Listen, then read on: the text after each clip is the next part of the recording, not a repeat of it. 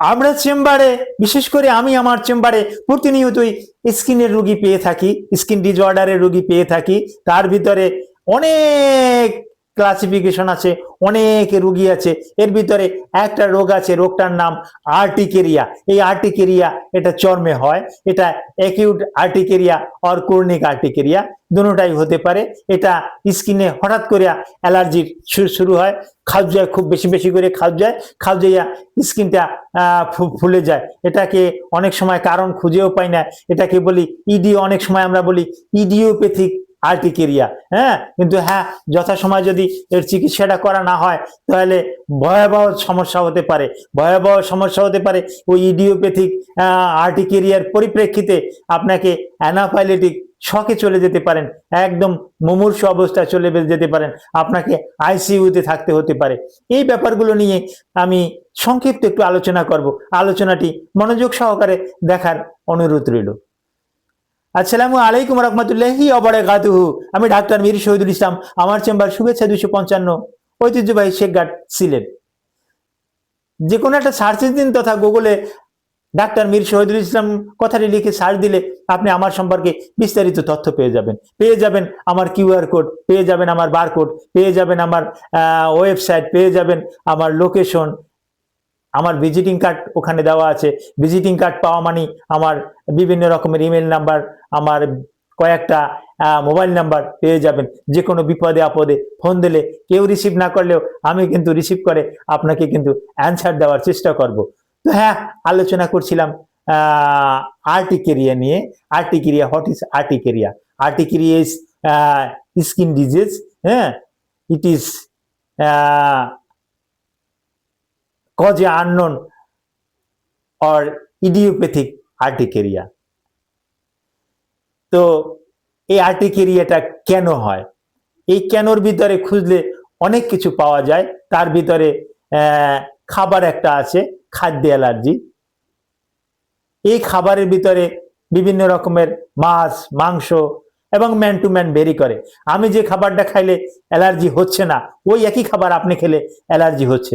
যেমন উদাহরণস্বরূপ, আমি কাঁকড়া খেতে পারি, আমি চিংড়ি মাছ খেতে পারি, আমার অ্যালার্জি হয় না। কিন্তু আপনি কাঁকড়া, চিংড়ি মাছ এগুলো খাওয়া মাত্রই আপনার অ্যালার্জি শুরু হলো। আমি সূর্যের আলোতে গেলাম, একদম সহ্য করতে পারি না, তাৎক্ষণিকভাবে আমার ইচিং র্যাশ শুরু হলো। কিন্তু কই, আপনি সূর্যের আলোতে সারাদিন কাজ করতেছেন, আপনার তো কোনো আর্টিকেরিয়া দেখা যায় না। ম্যান টু ম্যান ভেরি করে।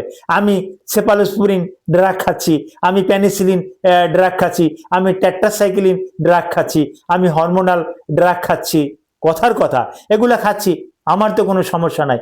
কিন্তু আপনি কুইনোলোন ডেরিভেটিভ সাধারণত বেশি রিয়াকশন করে ড্রাগের ভিতরে, কুইনোলোন ডেরিভেটিভ। তারপর আর একটা আছে, এটা ওই কেমোথেরাপিউটিক এজেন্ট, সালফামিথাক্সাজল, ট্রাইমেথোপ্রিম।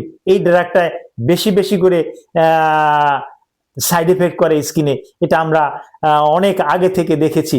বিশেষ করে সালফামিথাক্সাজল এটাই বেশি করে, ট্রাইমেথোপ্রিম এটাই বেশি বেশি করে, অ্যামাইনো গ্লাইকোসাইডেও করতে পারে।